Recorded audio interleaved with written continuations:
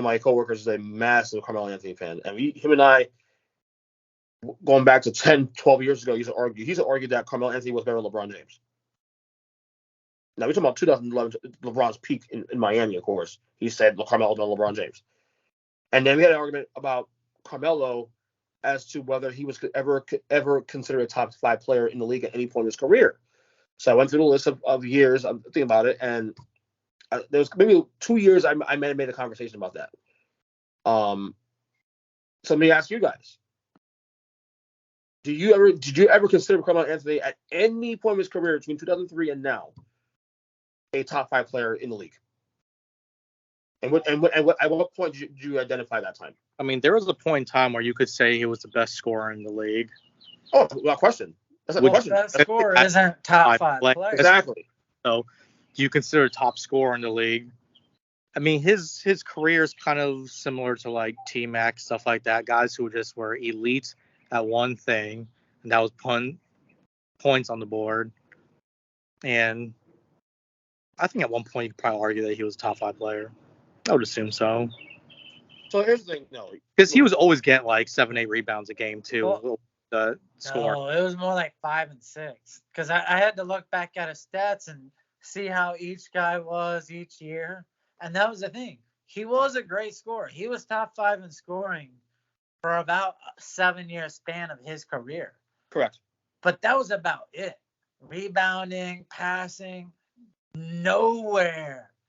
Player efficiency, nothing. And then you started thinking about year by year who was there. And you had Kobe, you had LeBron, you had D Wade for when he was first coming out to start with. Then you also had Duncan as a big man. You had Dwight at that same time, who was competing for best big man, if not best player. And then slowly you had KD come into the league and Lillard come into the league that could score and Steph. So if there was 1 year you could argue, it was the year they went to the Western Conference Finals. Which is, I'm glad you said that. So that was 2009 against the Lakers. All right. So, and that was my argument. I plucked out 2 years that I believe that you could probably consider it. Not saying he was. You could consider it. 2009, of course. And 2011, I think. Well, 12. Or 12, yeah. With the Knicks. He was third MVP. Yeah, the second year there with the Knicks. So I went on a list of players, and not even going through stats, this is my memory bank, of who was the best players in the league at that time. I went on a list. I had, obviously, LeBron, Kobe. Yes. Kobe. LeBron, Kobe, Wade. Wade, yes. Ken Duncan was still there. Dirk Nowitzki. Yes. That's 4. You said Duncan. Duncan's is questionable, but I'll give you that one. Well, he had the rebounds. He was a better passer. Correct. Even. Here's this one, and I got laughed at for this shit. Dwight Howard. Oh, yes. And Dwight Howard Howard is arguably the best player in the league at certain He points. went to the finals that year. How about Gilbert Arenas? Gilbert Arenas was scoring almost 30 that year. So my thing is this, though. So I mean, you do this a lot on the show. Lock in the guys that are no matter what, or wherever you put them in, who are definitively in the top 5 that year. So definitively was Wade, definitively was Kobe, definitively was LeBron. I think Dirk is definitively there. So in that 5th spot, you're taking Dwight, you're taking Carmelo in 2009. Oh, I would have said Dwight. Me too.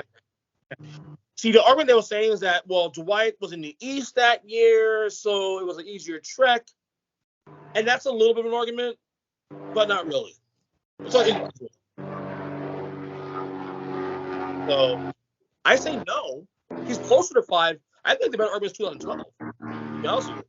And even then, you have 2012, you have who? 2012, you have LeBron, obviously, best player in the league. KD at that point was really coming to his own. KD was the exact same thing at that point. He was an ultimate scorer. KD went to the finals that year, too, on top of that. OKC.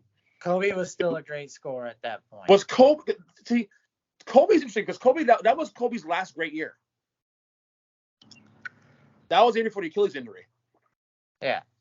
I would have put Kobe there. Like I said, he was still a great scorer at that point. Kobe, Dwight was still great. Dwight was still great 12. And I think you could have put D Wade still there, even in 2012. Well, that was Dwayne's first year where the injuries started becoming an issue. Yeah. So that I would probably take him off that list of the 5. Who was the runner-up that year in the MVP voting behind LeBron? It was LeBron and 20. I know Carmelo was 3. That still would have been a great year for Dirk Nowitzki too. Dirk was still good, but that was after the finals. I would say 12 actually. I'll give him 12. I'll give him 12. Yeah, I'll tell you right now. I mean, if you're in We're doing the 2011, 2012, right? How about Kevin Love? Never. 26, Never. 15. He was good, but I've never put hit a Carmelo. He put up trash stats on a fucking trash team. I think the argument for Carmelo in this one for 12 But anyway. Carmelo wasn't doing much at that point. You know, Really, 12? No. He Carmelo was a scorer. He didn't even put up 26 that season. But Carmelo was also third in MVP voting that year. That's the argument for him. Do we still forget that Carmelo was actually a winner throughout his career? He won a championship in college and was still consistently a winner throughout. I've always said Carmelo Anthony was a modern day Dominique Wilkins.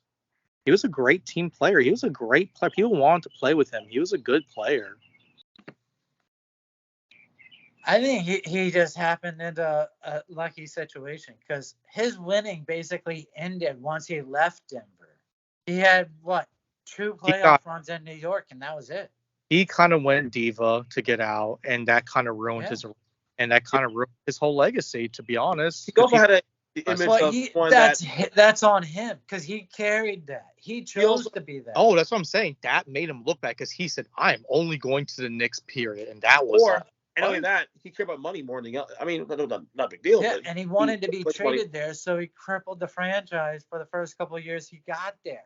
Yeah. All right. His winning ended when he left Denver, and Denver had a winning situation. No, give him New York. Give him the 1 year New York 12 because. All right, 1 year. 1 year. 12. Let's stop calling the man a winner. Well, it's his fault. His Robin was Amari, and it was hurt all the time at that point in his career. I wouldn't call him a winner either. I'm there's another guy you could have argued was a better player than him during that time, Amari. Amari was 25 and 12. So Amari's last great year was 11. His first year in New York. Carmelo gets there. Amari gets hurt again. That gets hurt there, of course. I'm going to say yes. Yes, there was 1 year, but it's not 09. It's 12. It was a better argument because of the MVP and the Knicks with the playoffs, won 53 games that year and all that. So I'll give him that one.